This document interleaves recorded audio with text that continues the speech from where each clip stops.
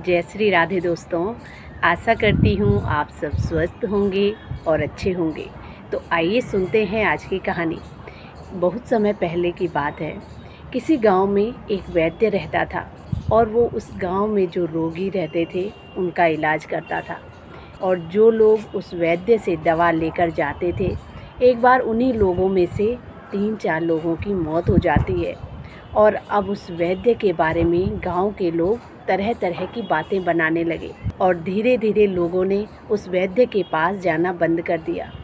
और इस प्रकार उस वैद्य का जो काम था वो बंद हो गया। अब वो बहुत दुखी हुआ और अब वो सोचने लगा कि अब मेरा कार्य किस प्रकार चलेगा।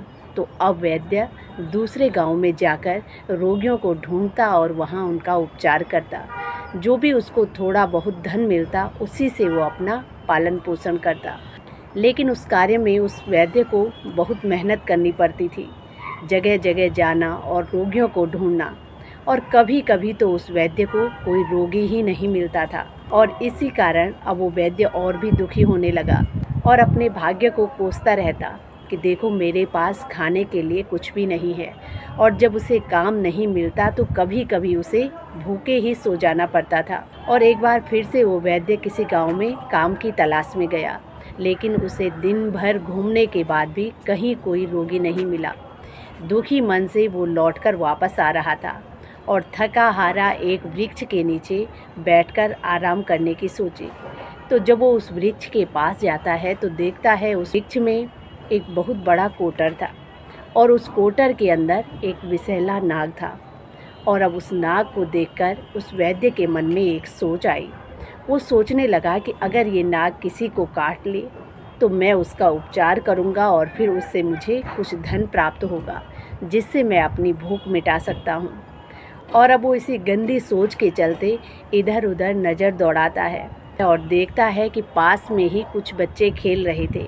तो वो अब उनके पास जाता है और उन बच्चों से कहता है कि उस पेड़ में एक कोटर है और उस कोटर के अंदर मैना अपने बच्चों के साथ बैठी है।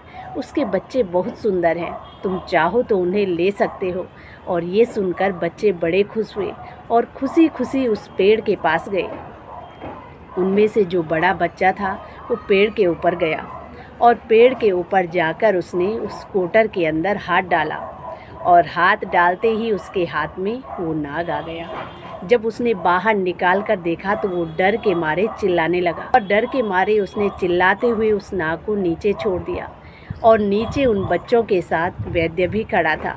वो नाग गिरकर उस वैद्य के ऊपर गिर जाता है और जगह जगह से उस नाग ने उस वैद्य को काट लिया। और उस विषैले नाग के काटने से उस वैद्य की वहीं पर मृत्यु हो जाती है। इसीलिए कहते हैं कि जब कोई किसी के लिए गड्ढा खोदता है तो खुद ही उस गड्ढे में गिर जाता है।